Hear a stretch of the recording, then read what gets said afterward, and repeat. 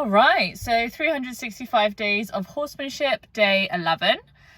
I think a day of two halves today.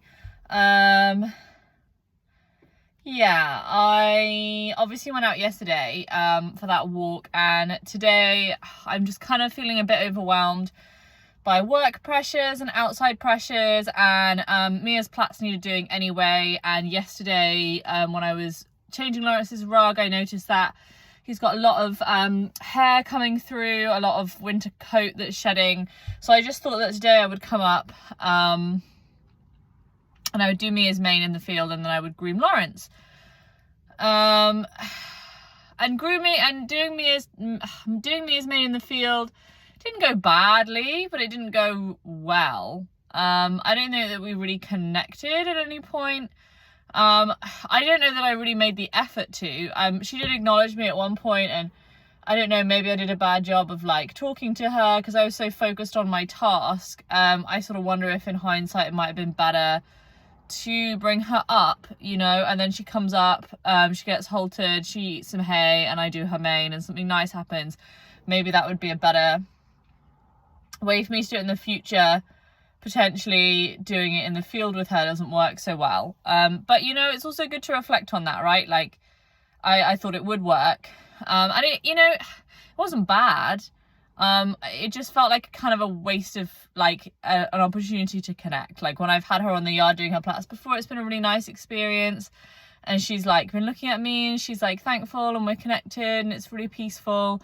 And yeah, today just kind of wasn't really like that. She was just obsessed with her food, and I was obsessed with the mane, and so we were both just kind of obsessed, spending time together but not connected.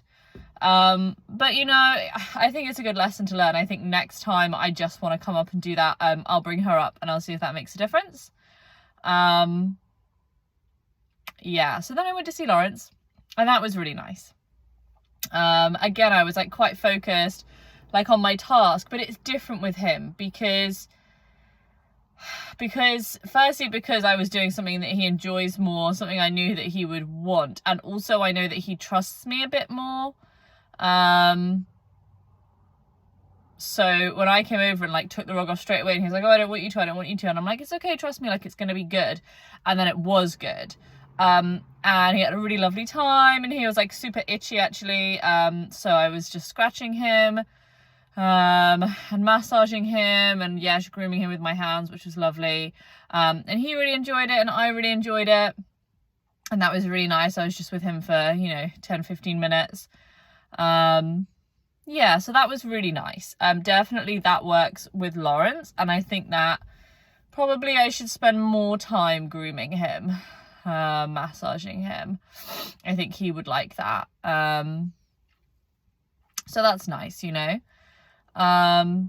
It definitely, I've been thinking a little bit today, like with Mia, it's interesting because I was thinking like, you know, how did I get Lawrence to that place, you know, where he trusts me? And actually we got there through dominance training, you know. Until pretty late in our relationship, we didn't really start doing any of the kind of freedom-based training, Elsa stuff. And it was natural horsemanship, you know. I grew up in Pirelli, and, you know, then I kind of branched out, and, you know, I did a little bit of, well, I've worked with Fred and Magali, and I've worked with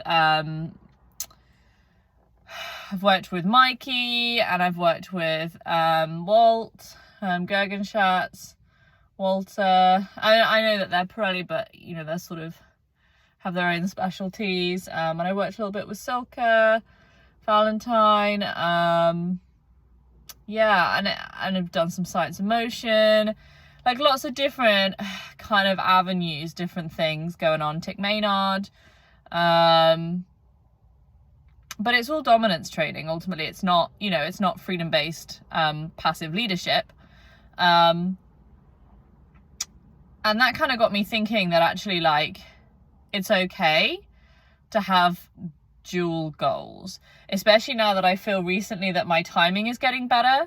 And I feel confident. Like, definitely these last few days I feel really confident. Like, I felt confident yesterday that I came to the field and I got Mia and she was happy to come, you know. well, I mean, she was originally said no, but my timing was good, and you know, I could talk about that and have that conversation with her and take her out, and I had good timing in there, and I've had good timing a couple times in the arena with her, and I feel like I have confidence about some goals and where we're going and how to get there and how to give her nice breaks in the middle and how to have a nice session and stuff. And so I think, you know, while I'm confident about doing that, then now's probably a good time to focus more on the dominant stuff. And then when I kind of lose my way or I'm not really sure, or I kind of hit like some speed bumps, then that's, I guess, the time to focus more on the freedom-based training. And I think with the freedom-based stuff, I can definitely see actually that I also have goals. And I think my goals with that are the yields, is to really get those yields going and to get her feeling really confident moving in every direction with me, and just being really happy with me being in a place, because there's a lot of brace there. And so I think that having those two sort of happening together and in a kind of flowing spectrum of like, they're not being too much difference between when I'm coming to play with her with freedom-based training versus dominance. Maybe, you know, probably the biggest difference at some point will be, you know, the speed and the sort of fitness aspect for a little while. But yeah, so that's kind of nice to feel like that I'm starting to see some goals setting in, and a path. Like, I feel like the next sort of few steps are just becoming a bit clear. And who knows, like I might take a few steps forward and the path might change and I might change my mind.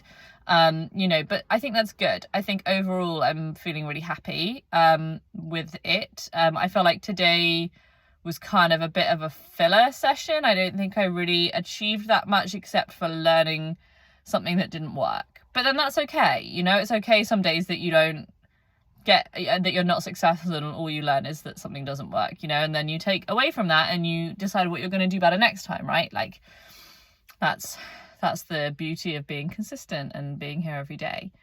So yeah, looking forward to coming tomorrow. Tomorrow I'm going to be later as I have a prior commitment in the evening.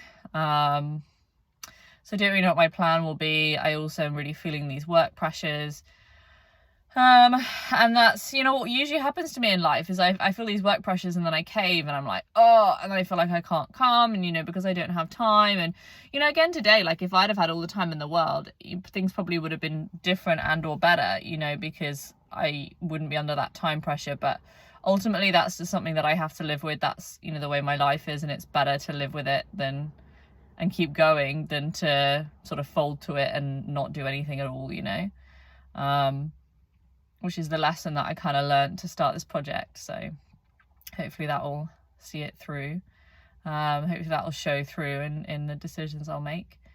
So yeah, so